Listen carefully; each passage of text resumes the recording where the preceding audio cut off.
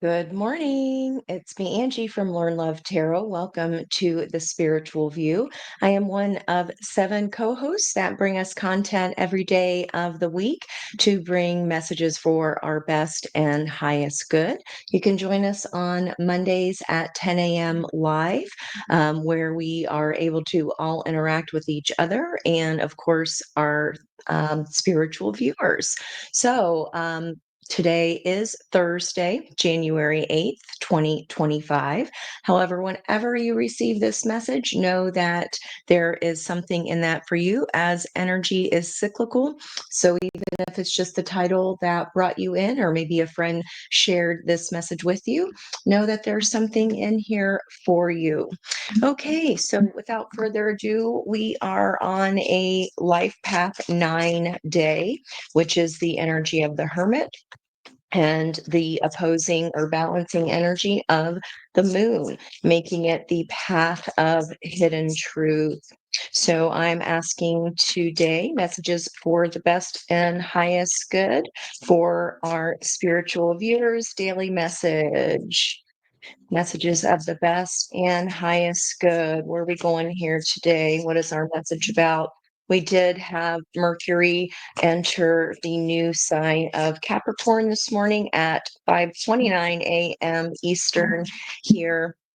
So that was only just a couple hours ago. It's very early here in the morning in the States. So we've got worlds within worlds.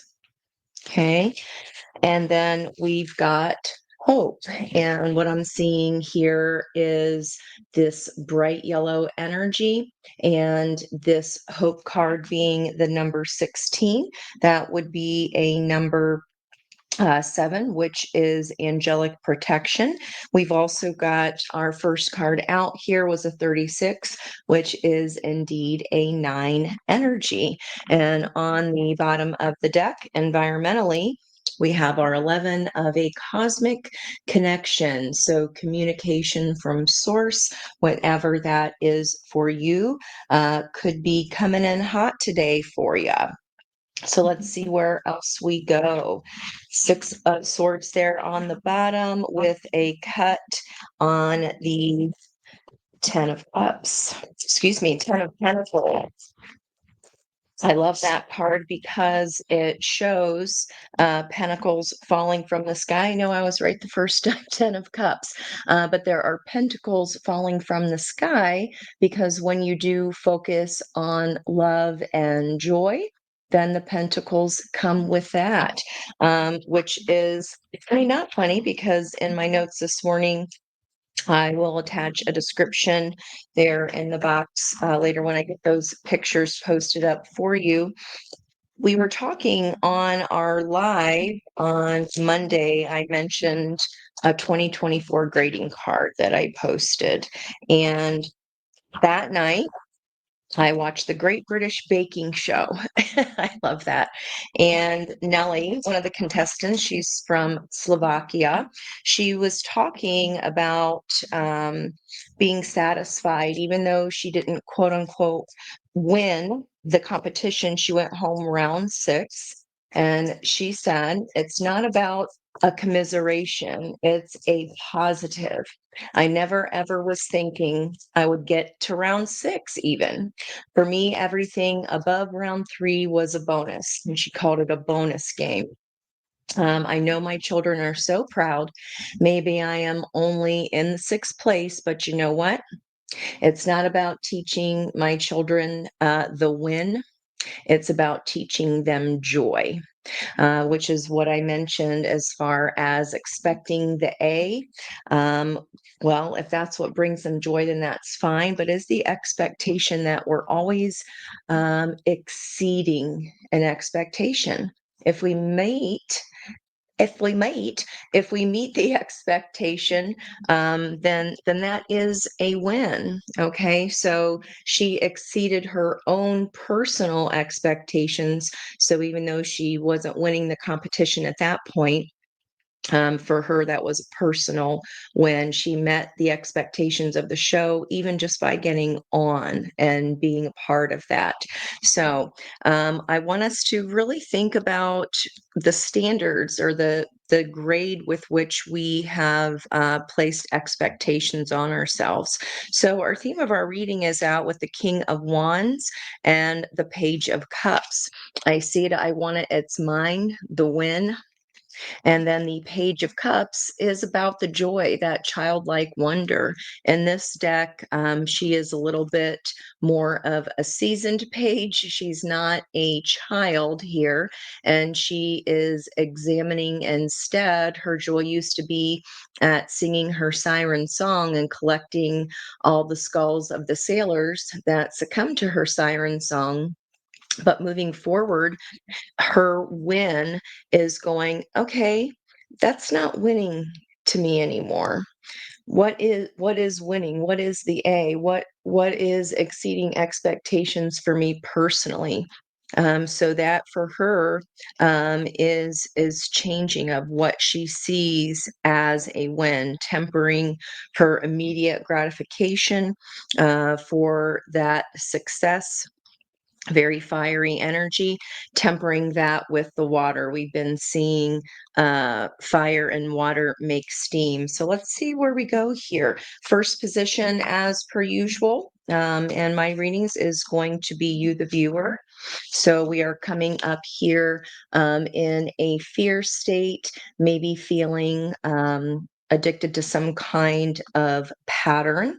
I talked about that yesterday in my own reading on my channel, as far as toxic relationships, trauma bonding, and I did quite an extensive write up with citations so that you can have information moving forward about what that even means if you are unfamiliar with that term. So that might be what you're feeling like now, recognizing some things that just no longer serve your highest good, and you're like, you know what, doesn't make me feel good, doesn't make me feel good. And the situation that you don't feel good about, you are walking away from. So situation being the placement number 2, and there is a full moon energy there. We do have the full moon culminating coming up here on Monday. As far as the opportunity available to us, where there is hope, and I'm getting an ear squeezy there, is the Seven of Pentacles. We saw her come out last night for the pile of people that are already in the process of releasing this double energy, releasing these fears or these patterns. And in this deck, it's really interesting because she is the performer of the Black Swan role in Swan Lake, and all of the preparation, the blood, the sweat, the tears that it takes just to prepare for that role is a lot of work, and it's opening night. So you may be faced with something where it feels like, oh gosh, all of this energy, all of this culmination is coming to a head now. Now it's time to perform. Now it's the exit stage left when you're done, but get ready to be seen, spiritual viewers. Okay, now let's go ahead and look at placement number 4, which is going to be recent past energy. There is a Page of Pentacles. So communication much? Page of Pentacles, Mercury moving into Capricorn earlier this morning. So for me, this is an opening of a Pandora's box. And with that, just like the devil energy, the opposition is that of the Lovers. So with Pandora's box, hope doesn't come until the end, until all the pestilence and all the, there's some nasty devil energies released into the world by her opening up that can of worms, so to speak. But then, as you'll see here, there's light. There's the light of hope that follows the devil energy. The heart of the reading here, right in the center, position 4, excuse me, position 5, I can count, I promise. 3 of Wands. And interesting that she's still hanging on to one of these skeletons here. So, like, this is the one that I learned the most from, or this is what I take moving forward with me. I take the lessons rather than all the other skeletons of the losses. This is my win moving forward. And on the other hand, she is holding a staff there with a snake of knowledge wrapped around it. Also, a very healing energy. Snake is medicine, has medicine energy, that once we walk away from this situation here that is unsatisfying, we get to then move on to that 9 cups of wish fulfillment. So, 3 of Wands would be the receipt of the manifestation.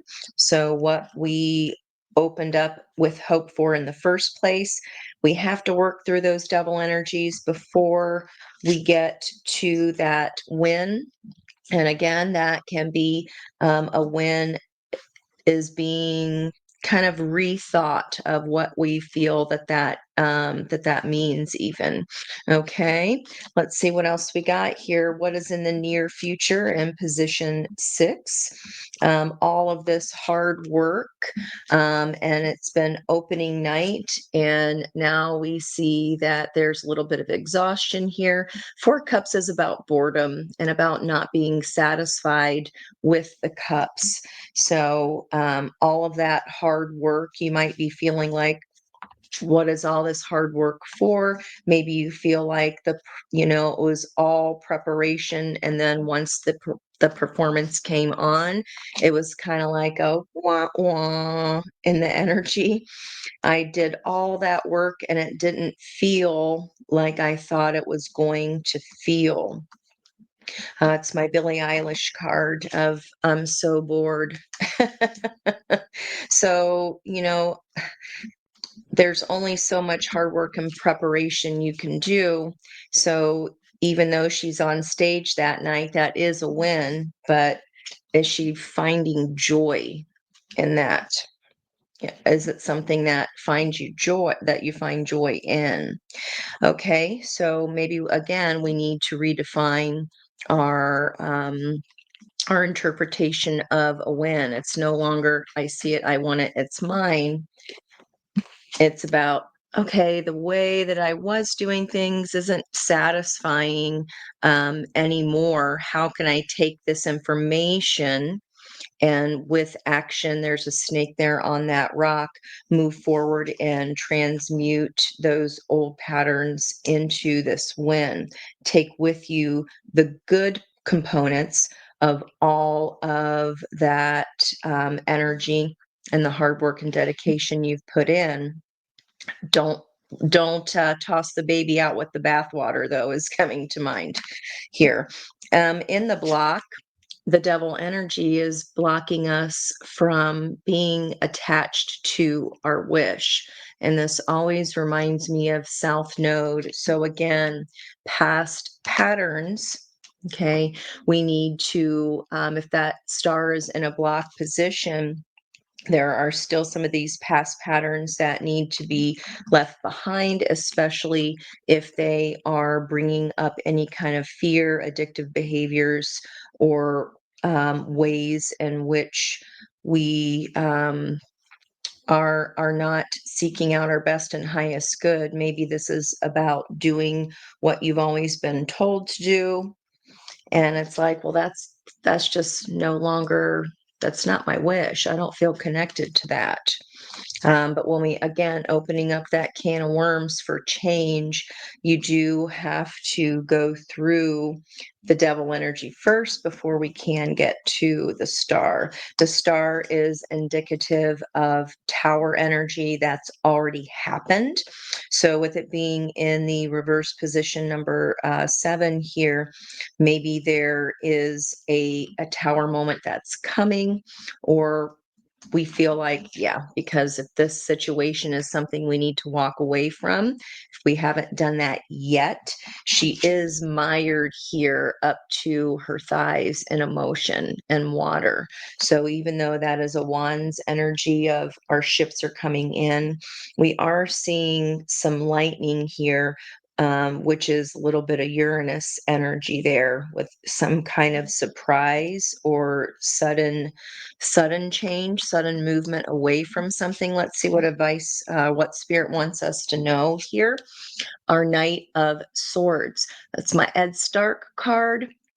And he is taking his sword of truth and he is kneeling on that truth, whether or not he believes what that is. He gets his orders from the King of Swords, so it's following the order of whatever the King of Swords, Aquarian energy, has dictated. Now we've moved out of Capricorn, as far as Pluto's transformative energy, which can be all about what things look like and, competition kind of energy. And again, it's not about the win. It's about the joy. So, am I kneeling here? What Spirit wants you to know is what your truth you're kneeling on, does that belong to you? Are you still wanting to be in the role of a knight when really you want to take action and fire, right? Fire as action, mixing with that water energy to make some steam, Knight of Swords. But is that your personal truth? What do you need to walk away from that is not your own personal truth? Those are orders you might have been given or felt obligated to fulfill. And then the outcome energy, our energy of today, the ninth card placement of the 9 card of the Hermit. Inside the lantern is the star energy, which is bookending us here currently in the blocked position. Okay, so I'm going to get a little bit more information. What are we shining that light on? Disappointment of the past, watching a ship pass by. Okay. And here is the Queen of Cups. So self love is being able to look at that wish and understand whether or not we are still tethered to that. The star is time. This takes time. This is not, I think Jen said something on Tuesday. Hope, okay, is different than knowing. And this is knowing what somebody else tells you. And a knight is loyal. They're going to go, okay, that's what the king has requested that I do. And I feel like the advice of spirit here is, yeah, but is it connected to your desires, your hopes, and your dreams? And how can we take information of the past, Hermit energy, standing at the top of that mountain, looking down at our experiences? What ships have we let pass by that maybe we have some regret over? And what ships have we let pass by that maybe we did not see the message of at the time or the lesson in? This is about focusing on our own heart's cup so that letting the 3 cups that had been spilt there on that 5 of cups go ahead and pass by. That ship has sailed. But if we dwell on it, then that's going to take focus away from us filling our own cup, Queen of Cups.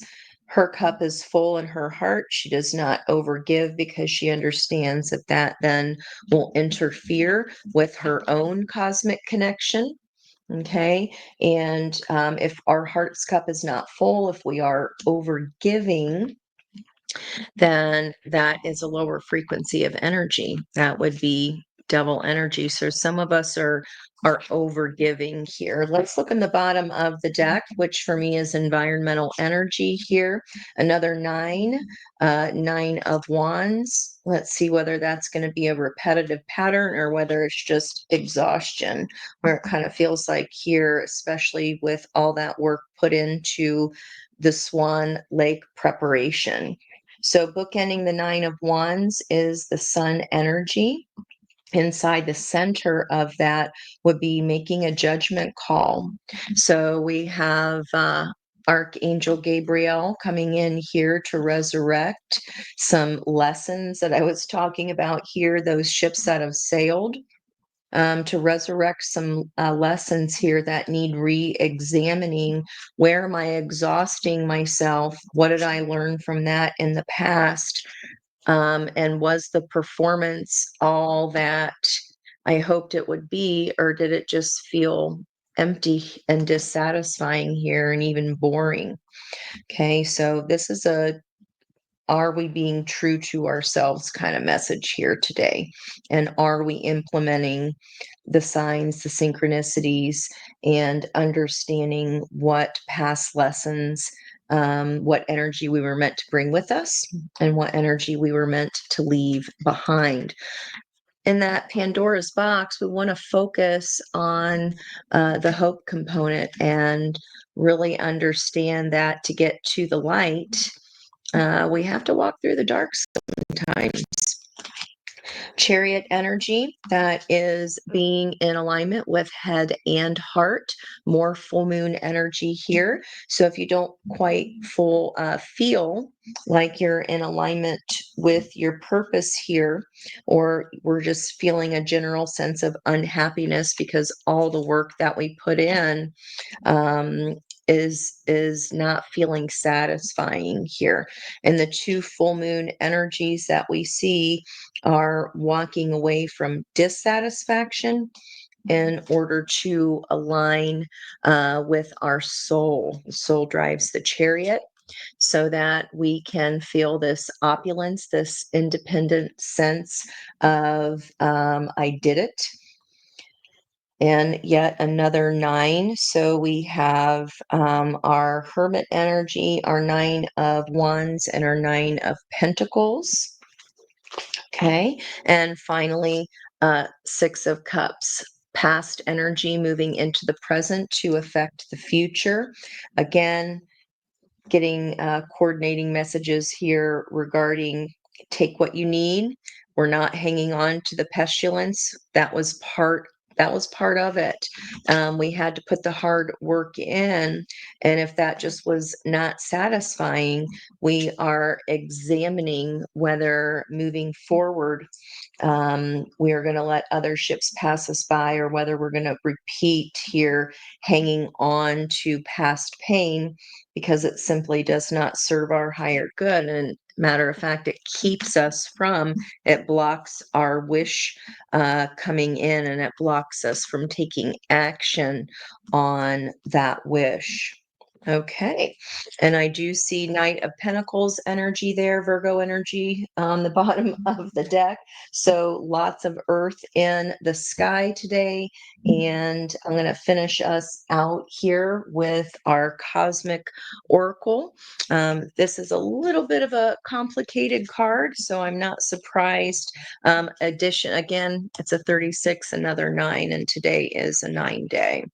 Let's see here. It's also the very last card in the entire deck. So, peace comes within the souls of men when they realize their oneness with the universe, when they realize it is really everywhere. It's in each one of us. And that's a quote by Black Elk. This card serves as a reminder to look within ourselves for answers. It's wonderful that we're so open to the opinions of others, but be discerning. Are we taking orders?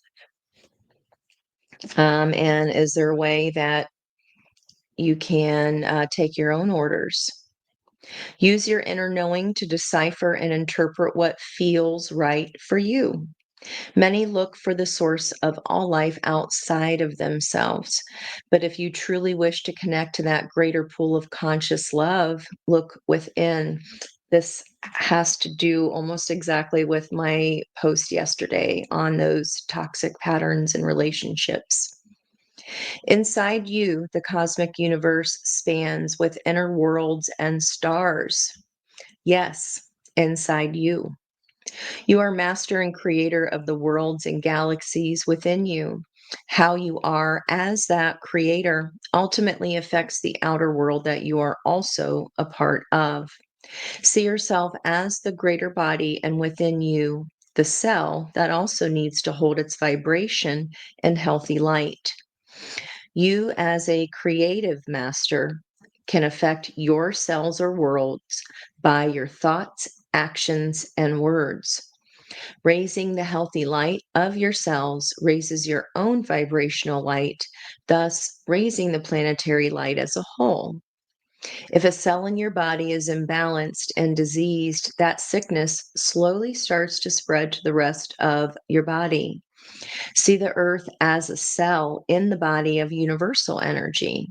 It is vital that the vibration of this earth is raised to positively affect this greater universal body. You are a creative God of infinite power and light. The more you come to understand this truth, the more you will be amazed by the power you hold as an individual to manifest and bring about peace and change. The affirmation is I am love, expanding and growing in power, clarity, and truth. The chakras, the associated chakras are the heart, the third eye, and the crown. Okay. Find that very interesting, Leo energy here of the heart chakra. And then we have finishing us out. The Queen of Cups fills her heart's cup so that her third eye can be lit up from the flow up. And then that changes the crown, changes the vibrational frequency, her own inner fishbowl that is around her. Okay, guys. Well, I hope this message today will help your Thursday thrive. Please join us tomorrow night at 6 p.m. on the Spiritual View for our next live, and we will certainly see you there. Thank you so much for joining me today, and I hope your day is fantastically wonderful, fabulous, and awesome. Bye bye for now. Much love.